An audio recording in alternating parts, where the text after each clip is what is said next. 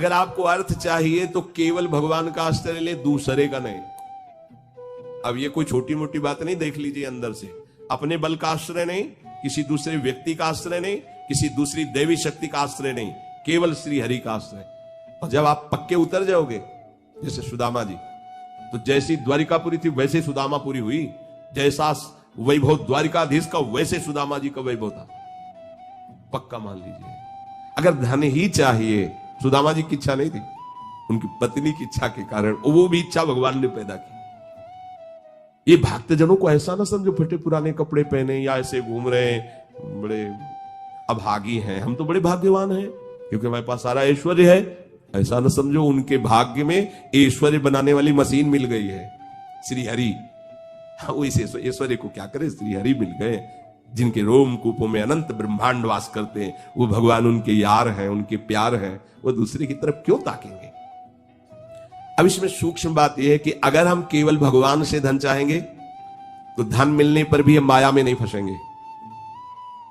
जब हम स्वयं अहंकार प्रेरित होकर के कर्म करते हुए धन कमाते हैं तो उसमें आसक्ति होती है, हम उसमें भोक्ता भाव करते हैं। और जब भगवान की तरफ से मिलता है तो प्रसाद भाव रहता है। ये सब प्रभु का प्रसाद है, और प्रसाद होने के कारण वो प्रसन्नता रहती है, अंदर प्रसन्नता रहती है, और भगवत कृपा का उसको प्रतिपल अनुभव होता रहता है। इसलिए वो धन के राग में न फंसकर प्रभु की तरफ ही खिंचता चला जाता है। कितने कृपालु प्रभु, कितने कृपालु प्रभु। और धनाभिमानी, देहाभिमानी, मैंने ये किया तो इतना लाभ हुआ, मैं इसको ऐसे भोगूंगा, अब ऐसा करूंगा तो इतना और लाभ होगा। वो खिंचता चला जाता है अहंकार की तरफ, ये खिंचता चला जाता है प्रभु की तरफ।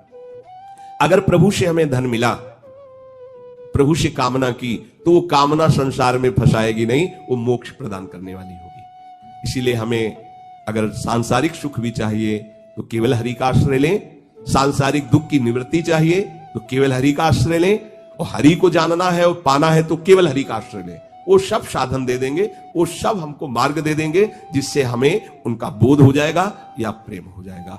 हम हरि को छोड़कर अन्य आश्रय न लें, हम हरि को छोड़कर किसी अन्य का भरोसा न करें, तो इस प्रपंच की चाह रखते हुए भी हम भगवान को प्राप्त कर लेंगे।